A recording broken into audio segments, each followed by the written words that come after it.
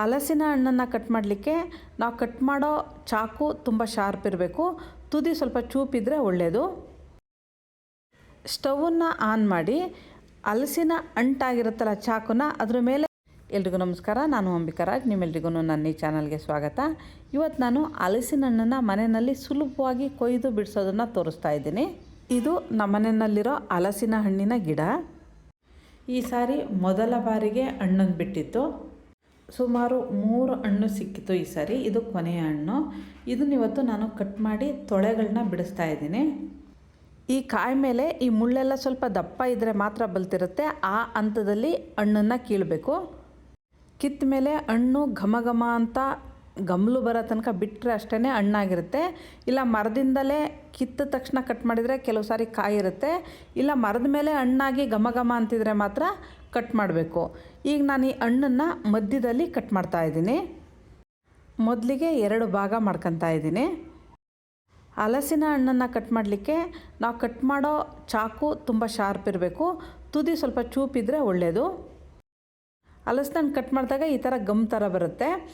ಈಗ ನಾವು ಇದನ್ನು ಕ್ಲೀನೆಲ್ಲ ಮಾಡ್ಕೋಬೇಕು ಅಂದರೆ ಮೊದಲಿಗೆ ನಮ್ಮ ಕೈಗೆ ಸ್ವಲ್ಪ ಕೊಬ್ಬರಿ ಎಣ್ಣೆ ಅಥವಾ ಅಡುಗೆ ಎಣ್ಣೆನ ಹಾಕ್ಕೊಂಡು ಚೆನ್ನಾಗಿ ಸವರ್ಕೋಬೇಕು. ಈ ಹಣ್ಣಲ್ಲಿ ಗಮ್ಮು ಜಾಸ್ತಿ ಇಲ್ಲ, ಕೆಲವು ಹಣ್ಣಲ್ಲಿ ಗಮ್ ಜಾಸ್ತಿ ಇರುತ್ತೆ. ಈಗ ಈ ಥರ ಸೈಡ್ನಲ್ಲಿ ಸ್ವಲ್ಪ ಭಾಗನ ಕಟ್ ಮಾಡ್ಕೊಂಡು ಹಾಲನ್ನೆಲ್ಲ ನೀಟಾಗಿ ಉಜ್ಜಿ ತೆಗಿಬೇಕು. ಇದೇನಾದ್ರು ಜಾಸ್ತಿ ಇದ್ದರೆ ಈ ಥರ 2-3 ಸಾರಿ ಮಾಡಿದರೆ ಹಾಲೆಲ್ಲ ಕ್ಲೀನ್ ಆಗುತ್ತೆ. ತುಂಬ ಜನಕ್ಕೆ ಹಲಸಿನ ಹಣ್ಣು ಅಂದರೆ ಅದನ್ನು ಕಟ್ ಮಾಡೋ ಹಿಂಸೆಗೆ ಕೆಲವರು ಇದನ್ನು ತರಲ್ಲ. ನಾನು ತೋರಿಸ್ತಿರೋ ಮೆಥಡಲ್ಲಿ ಕಟ್ ಮಾಡಿದರೆ ತುಂಬ ಬೇಗ ಸುಲಭವಾಗಿ ಕಟ್ ಮಾಡ್ಕೋಬೋದು. ಈಗ ಈ ಹೋಳಿಂದ ಸ್ವಲ್ಪನೇ ಅಂದರೆ ಸ್ವಲ್ಪ ಭಾಗ ಮಾತ್ರ ಕಟ್ ಮಾಡ್ಕೊತಾ ಇದ್ದೀನಿ. ಈ ಥರ ಸೈಡಿಂದ ಕಟ್ ಮಾಡ್ಕೋಬೇಕಾದ್ರೆ ಆ ಹಣ್ಣಿನ ಭಾಗಕ್ಕೆ ಮಧ್ಯದ ದಿಂಡು ಕಚ್ಕೊಂಡಿರುತ್ತೆ, ಅದನ್ನು ಸ್ವಲ್ಪ ಕೊಯ್ದು ಬಿಡಿಸ್ಕೊಂಡ್ರೆ ಸಾಕು. ಈ ಥರ ಸಣ್ಣ ಸಣ್ಣ ಪೀಸ್ ಮಾಡ್ಕೊತೀವಲ್ಲ, ಇದನ್ನು ನಾವು ಹಲಸಿನ ಪಟ್ಟೆ ಅಂತ ಹೇಳ್ತೀವಿ. ಈ ಹಲಸಿನ ಪಟ್ಟೆ ಮೇಲ್ಗಡೆ ದಿಂಡು ಸ್ವಲ್ಪ ಇರುತ್ತೆ, ಅದನ್ನು ನೀಟಾಗಿ ಕಟ್ ಮಾಡಿಬಿಟ್ರೆ ನಮಗೆ ತೊಳೆನ ಬಿಡಿಸ್ಕೊಳ್ಳೋದು ಸುಲಭವಾಗುತ್ತೆ. ಆಮೇಲೆ ಹಲಸಿನ ತೊಳೆಗಳನ್ನ ಹಾಕೋ ಪಾತ್ರೆಗೆ ಸ್ವಲ್ಪ ಅಂಟ್ಕೊಂಡಿರುತ್ತೆ, ಅಂದರೆ ಹಲಸಿನ ಹಾಲು ಇರುತ್ತಲ್ಲ ಅದು ಅಂಟ್ಕೊಂಡಿರುತ್ತೆ. ಹಾಗಾಗಿ ಒಂದೇ ಪಾತ್ರೆಗೆ ಹಲಸಿನ ತೊಳೆಗಳನ್ನ ಹಾಕೋದ್ರಿಂದ ಒಂದೇ ಪಾತ್ರೆ ಮಾತ್ರ ಕ್ಲೀನ್ ಮಾಡ್ಕೊಂಡ್ರೆ ಸಾಕು. ಇಲ್ಲಾಂದರೆ ಪ್ರತಿ ಪಾತ್ರೆನಲ್ಲೂ ಹಲಸಿನ ಅಂಟನ್ನು ತೆಗಿಯೋದೇ ಒಂದು ಕೆಲಸ ಆಗೋಗ್ಬಿಡುತ್ತೆ. ನೋಡಿ ಎಷ್ಟು ಈಸಿಯಾಗಿ ನಾವು ಹಲಸಿನ ತೊಳೆನ ಪಟ್ಟೆಯಿಂದ ಬಿಡಿಸ್ಬೋದು. ಇದರೊಳಗಿರೋ ಬೀಜನೆಲ್ಲ ತೆಗೆದು ನಾವು ಈ ರೀತಿ ಪೀಸ್ ಮಾಡ್ಕೊಂಡು ಹಲಸಿನ ತೊಳೆ ಇಟ್ಕೋಬೋದು.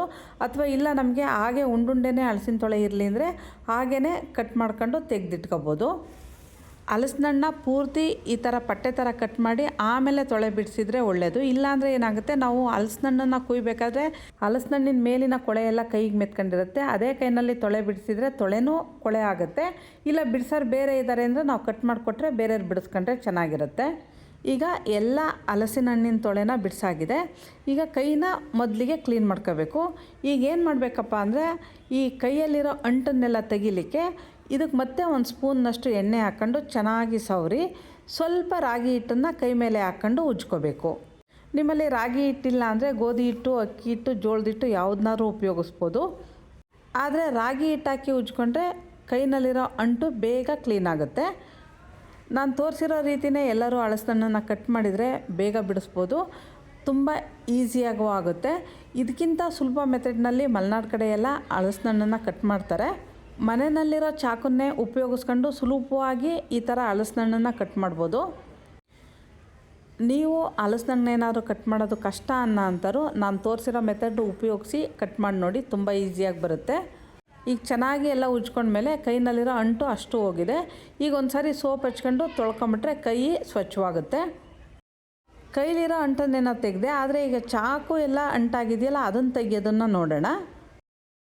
ಸ್ಟವನ್ನು ಆನ್ ಮಾಡಿ ಹಲಸಿನ ಅಂಟಾಗಿರುತ್ತಲ್ಲ ಚಾಕುನ ಅದ್ರ ಮೇಲೆ ಸ್ವಲ್ಪ ಹೊತ್ತು ಇಡಿದ್ರೆ ಆ ಅಂಟಿಗೆಲ್ಲ ಬೆಂಕಿ ಹಚ್ಕೊಂಡು ಬಿಸಿ ಆಗುತ್ತೆ.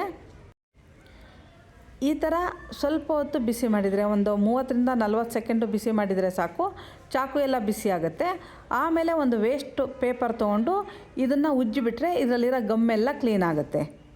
ಒಂದೇ ಸಾರಿಗೆ ಹೋಗಲಿಲ್ಲ ಅಂದರೆ 1-2 ಸಾರಿ ಈ ಥರ ಬಿಸಿ ಮಾಡಿ ಉಜ್ಜಿದ್ರೆ ಗಮ್ಮು ಎಲ್ಲ ಹೋಗಿ ಚಾಕು ಕ್ಲೀನ್ ಆಗುತ್ತೆ. ನಿಮಗೆ ಈ ವಿಡಿಯೋ ಇಷ್ಟ ಆಗುತ್ತೆ ಅಂದ್ಕೊಂಡಿದ್ದೀನಿ. ಇಷ್ಟ ಆದರೆ ಲೈಕ್ ಮಾಡಿ, ಶೇರ್ ಮಾಡಿ. ನನ್ನ ಚಾನಲ್ಗೆ ಸಬ್ಸ್ಕ್ರೈಬ್ ಆಗದಿದ್ದರೂ ಸಬ್ಸ್ಕ್ರೈಬ್ ಆಗಿ. ಈ ಥರ ಬಿಸಿಯಾಗಿರೋ ಚಾಕನ್ನು ಒಂದು ಕಲ್ಲು ಮೇಲೆ ಆ ಕಟ್ ಮಾಡೋ ಸೈಡ್ ಇರುತ್ತಲ್ಲ ಅದನ್ನು ಸ್ವಲ್ಪ ಈ ಥರ ಉಜ್ಜಿಬಿಟ್ರೆ ಸಾಕು. ಬಿಸಿ ಇದ್ದಾಗಲೇ ಉಜ್ಜಿದ್ರೆ ಬೇಗ ಶಾರ್ಪ್ ಆಗುತ್ತೆ. ಮನೆಯಲ್ಲಿ ಕಲ್ಲಿಲ್ಲ ಅಂದರೆ ನೀವು ಹೊರಗಡೆ ಹೋದಾಗ ಎಲ್ಲರೂ ಒಂದು ಕಲ್ಲು ತಂದಿಟ್ಕೊಂಡ್ರೆ ಈ ಥರ ಚಾಕುಗಳನ್ನ ಶಾರ್ಪ್ ಮಾಡ್ಕೊಳ್ಳಲಿಕ್ಕೆ ಯೂಸ್ ಆಗುತ್ತೆ. ಈ ವಿಡಿಯೋ ನಿಮಗೆಲ್ಲ ಇಷ್ಟ ಆಗಿದೆ ಅಂದ್ಕೊಂಡಿದ್ದೀನಿ. ಇಷ್ಟ ಆದರೆ ಕಾಮೆಂಟ್ ಮೂಲಕ ತಿಳಿಸಿ. ನಮಸ್ತೆ.